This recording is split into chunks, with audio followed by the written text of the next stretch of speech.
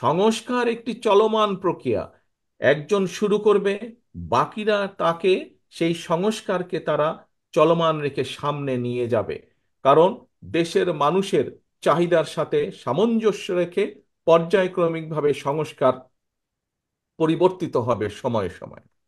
এখন প্রিয় ভাই বোনেরা, যেই কথাটি আমি বলছিলাম যে আজ আমরা কেন এখানে একত্রিত হয়েছি, আমরা ভোট প্রক্রিয়ার মাধ্যমে সঠিক নেতৃত্ব বাছাই করে নিব, যারা দলকে সুসংগঠিত করবে, যারা দলের নেতাকর্মীদের স্বার্থ দেখবে, যারা দলের আদর্শ নীতিকে মানুষের মাঝে নিয়ে যাবে, প্রতিষ্ঠিত করবে, যারা সত্যিকারভাবে রাজনৈতিক ভিত্তিরূপে দলকে গড়ে তুলবে। ঠিক একইভাবে আজ যখন দেশে আজ যদি দেশে একটি সত্যিকার নিরপেক্ষ নির্বাচন অনুষ্ঠিত করতে পারে এই অন্তর্বর্তীকালীন সরকার, তাহলে প্রকৃত নির্বাচনের মাধ্যমে যেই ব্যক্তিগুলো নির্বাচিত হয়ে সেই সংসদে গিয়ে বসবে, সেই ব্যক্তিগুলো তখন এই দেশের মানুষের সত্যিকার যেই প্রয়োজন, এই দেশের মানুষের সত্যিকার যেই চাওয়া, সেইগুলো নিয়ে তারা সংসদে আলোচনা করবে। এই এবং তার ভিত্তিতে তারা বাস্তবতার নিরিখে পদক্ষেপ গ্রহণ করবে। আজকে নির্বাচন হলে দেশে, কেন আমরা নির্বাচন চাইছি, বারে বারে বিএনপি সহ বিভিন্ন রাজনৈতিক দল কেন নির্বাচনের কথা বলছে, কারণ এই জন্যই নির্বাচনের কথা বলছে।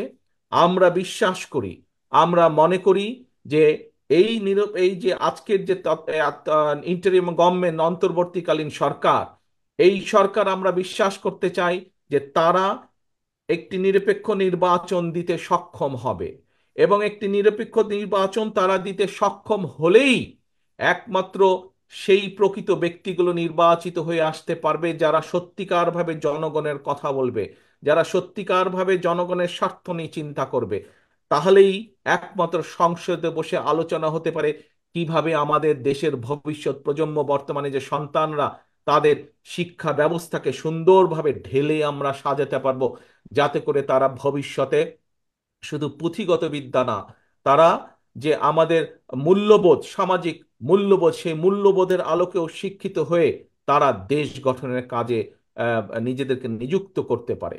আজকে যদি নির্বাচনের, একটি নিরপেক্ষ নির্বাচনের মাধ্যমে প্রকৃতভাবে জনপ্রতিনিধি নির্বাচিত হয়ে আসে, তাহলে সেই জনপ্রতিনিধিরা সংসদে বসে আলোচনা করে সিদ্ধান্ত নিতে পারবে কিভাবে দেশের মানুষের স্বাস্থ্য সুবিধা বৃদ্ধি করা যায়, কিভাবে হাসপাতালগুলোতে, বিভিন্ন চিকিৎসালয়গুলোতে মানুষের স্বাস্থ্য সুবিধা নিশ্চিত করা যায়, কিভাবে তাদেরকে বেশি স্বাস্থ্য সেবা দেওয়া যায়।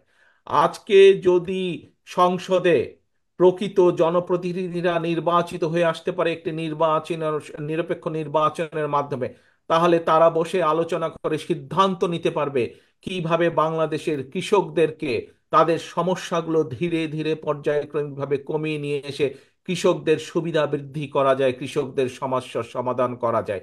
এইভাবে প্রত্যেকটি সেক্টরের সমস্যা কিভাবে পর্যায়ক্রমিকভাবে সমাধান করা যায়। এবং আমরা যে 31 দফা দিয়েছি সংস্কার প্রস্তাব দেশের উন্নয়নে, দেশের মানুষের ভাগ্যের পরিবর্তনের জন্য, শুধু আমরাই নয়, বিভিন্ন দল দিয়েছে, বিভিন্ন সুশীল সমাজ সহ বিভিন্ন ব্যক্তিবর্গ যেই পরিবর্তনগুলোর কথা বলছে, এমনকি অন্তর্বর্তীকালীন সরকারের প্রধান সহ উপদেষ্টা যে সকল সংস্কারের কথা বলছেন, সকল সংস্কারের বাস্তবায়ন একমাত্র সম্ভব, সূচনাও একমাত্র সম্ভব, বাস্তবায়ন করাও একমাত্র সম্ভব শুধুমাত্র একটি প্রকৃত নির্বাচনের মাধ্যমে। যদি প্রকৃত জনপ্রতিনিধিরা নির্বাচিত হয়, তাহলেই একমাত্র সম্ভব। সেজন্যই আমরা বলছি, রাজনৈতিক দলগুলো বলছে কেন দেশে নির্বাচন প্রয়োজন। দেশের নির্বাচন যত দেরি হবে, প্রিয় সহকর্মীবৃন্দ, প্রিয় ভাই বোনেরা, এটি হচ্ছে বাস্তবতা, তত ষড়যন্ত্র বৃদ্ধি পাবে। যেই স্বৈরাচারকে জনগণের অভ্যুত্থানের মাধ্যমে হটিয়ে দেওয়া হয়েছে, যেই স্বৈরাচারের বিরুদ্ধে দেশের লক্ষ কোটি মানুষ বিগত এক যুগেরও বেশি সময় ধরে আন্দোলন করেছে, সেই স্বৈরাচার কিন্তু বসে নেই। সেই স্বৈরাচার কিন্তু তাদের ষড়যন্ত্রে তাদের দেশি বিদেশি প্রভুদের সাথে মিলে বসে ষড়যন্ত্র করেই যাচ্ছে। শুধু তাই নয়, নির্বাচন যত দেরি হবে, এই দেশের মানুষের স্বাস্থ্য সুবিধা, এই দেশের ছাত্রছাত্রীদের শিক্ষা ব্যবস্থা, এই দেশের কৃষকদের সমস্যা, এই দেশের ব্যবসায়ীদের বিভিন্ন সমস্যা, এই দেশের বিচার ব্যবস্থার সমস্যা, এই দেশের প্রশাসনের সমস্যা, যতগুলো সমস্যা